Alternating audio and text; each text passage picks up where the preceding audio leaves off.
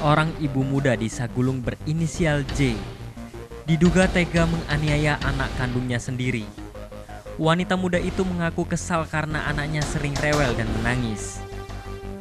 Akibat perbuatan ibunya, sang anak terpaksa dibawa ke rumah sakit Embung Fatimah.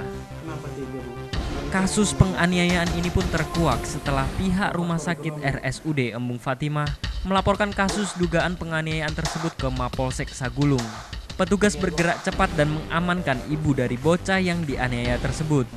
Saat di ruang penyidikan, tampak wanita berinisial J ini pun hanya dapat tertunduk lesu dan menangis saat dimintai keterangan oleh penyidik kepolisian sektor Sagulung. Wanita yang tinggal di Kafling Melati Sagulung ini enggan menjawab pertanyaan para pewarta. Namun dari hasil pemeriksaan, pihak kepolisian pelaku melakukan aksinya menganiaya anaknya sendiri karena mengaku kesal terhadap sikap anaknya yang kerap rewel dan menangis. Kepala Kepolisian Sektor Sagulung, AKP Krisman Panjaitan menyatakan, selain faktor kesal karena anaknya kerap rewel dan menangis, diduga pelaku kerap menganiaya anaknya juga karena dilandasi faktor ekonomi. Menurut Kapolsek, penganiayaan yang dilakukan pelaku terjadi pada 3 Desember 2015 lalu. Kejadian itu dilakukan secara terus-menerus. Penganiayaan berujung anaknya mengalami sakit dan harus dirawat ke Rumah Sakit Umum Daerah atau RSUD Embung Fatimah. Sayangnya saat berada di tangan perawat rumah sakit, mereka melihat adanya kejanggalan pada tubuh korban. Pihak rumah sakit pun melaporkan persoalan tersebut ke Mapolsek Sagulung.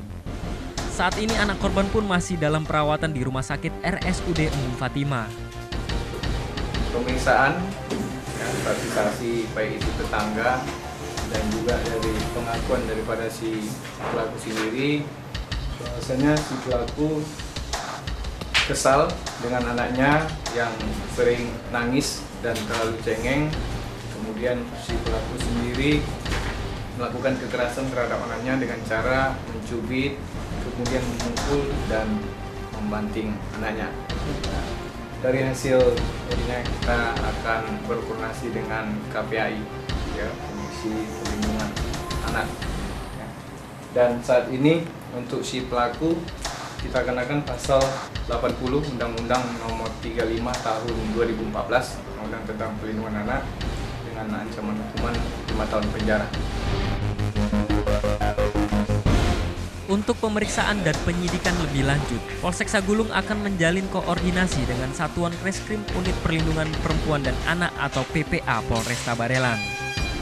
Akibat perbuatannya, pelaku penganiayaan ini pun akan dijerat dengan pasal 80 Undang-Undang Nomor 35 Tahun 2014 tentang Perlindungan Anak dengan ancaman hukuman maksimal 5 tahun penjara dan atau denda sebesar 100 juta rupiah.